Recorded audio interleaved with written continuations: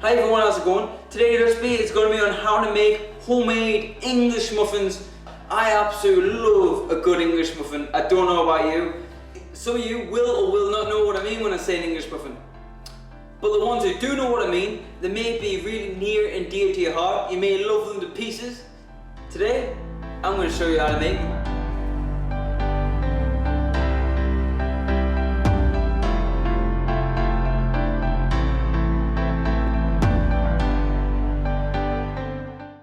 So we're going to start by making a starter dough. This is going to give our English muffins so much more flavour, and it also improves the structure to the dough as well.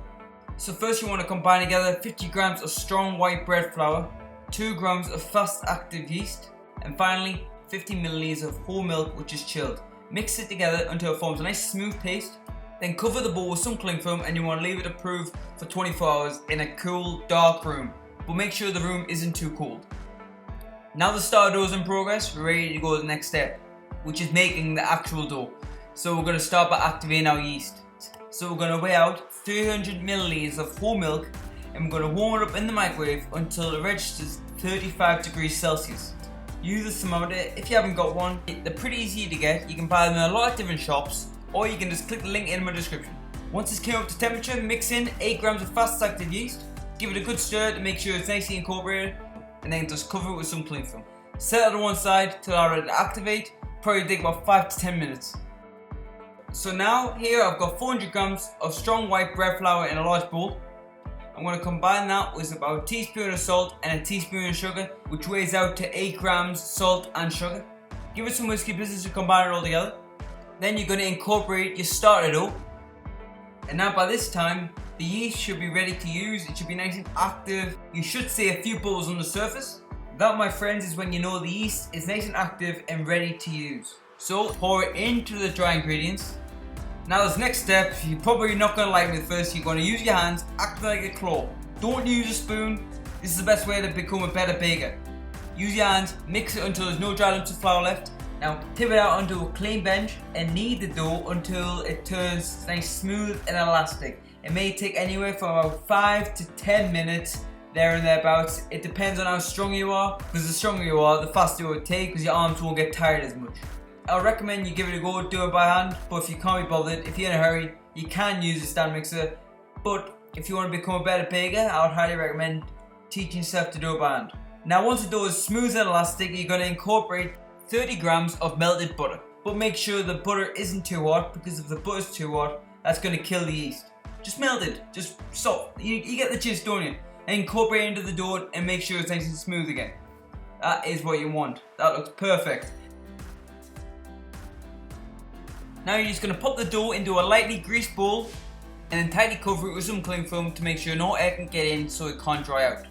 Now we're going to proof the dough. You can either leave it in a warm area of your house and leave it to proof for about an hour until double in size, or you can pop it in the fridge overnight and finish off the next morning. Now guys, once it's risen and it's double in size, knock all the air out of it. Don't be worried, don't be scared, just knock it all out. That's going to help to redistribute all the air bubbles inside the dough, making for a much better English muffin. Now lightly dust your bench with some plain flour and gently place the dough onto your bench, and then lightly dust the top of the dough with flour as well. And you're going to roll the dough out until you achieve a nice 2 to 3 centimeters in thickness, and using a 3-inch cookie cutter, you're going to cut out about 8 to 10 muffins. There and thereabouts. And with the scraps, for you lot wondering, it's pretty straightforward. You just roll it back up into a bowl and roll it back out again and cut them out again. There is no waste. So now you got all your muffins cut out, you're going to put them into a tray, just with cornmeal or plain flour. Traditionally they use cornmeal though, but just make sure that you spread them out at least 1 inch apart, because they do puff up. And you're going to lightly cover it with some cling film and let it prove for about 25 to 30 minutes until nicely puffed up. Now, when it comes to cooking English muffins, you do not cook them in the oven. You cook the muffins on the stove. So here I've got a large non-stick frying pan, lightly greased, with some vegetable oil or olive oil. It's up to you, it doesn't really matter that much. Just make sure it's lightly greased, because you don't want to add too much oil, because you're not frying these muffins, you're kind of toasting them, so to speak. And just cook about 3 to 4 English muffins at once, because you don't want to overcrowd the pan, because they are going to expand slightly. and you want to cook them for about 6 to 7 minutes either side until both sides achieve a nice golden brown colour. And the trick to knowing if muffins are cooked is basically the same principles to making bread. As long as it springs back at you, that means it's cooked. If your muffins are getting a bit too much colour, all you need to do is turn the heat down and just continue to cook them until they're cooked all the way through. Once cooked, place on a wire rack to cool down, and you're just going to do this with the remaining of the muffins. And there you have it, guys. You have just made English muffins. When you make homemade English muffins from scratch, they taste 1,000 times better than any English muffin you buy in the supermarket. I hope you give these a shot. I guarantee it, you will love these.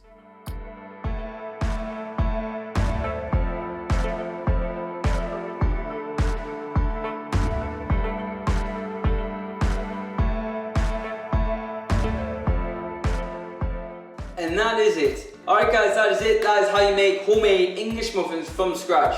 That you can try out at home at any time. Nothing special, no special tools, nothing like that. That's the magic of baking. These muffins taste amazing.